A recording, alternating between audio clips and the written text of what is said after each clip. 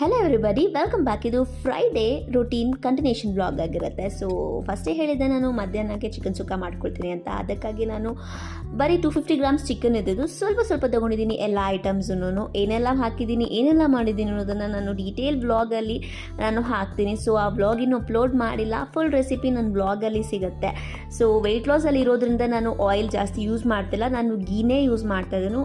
ಈ ಚಿಕನ್ ಸುಕ್ಕಾಗೆ ನಾನು ಬರೀ ಒಂದು ಸ್ಪೂನ್ ಗೀ ಹಾಕಿದ್ದೀನಿ ಅಂದರೆ ನಂಬ್ತೀರ, ತುಂಬ ಚೆನ್ನಾಗಿರುತ್ತೆ.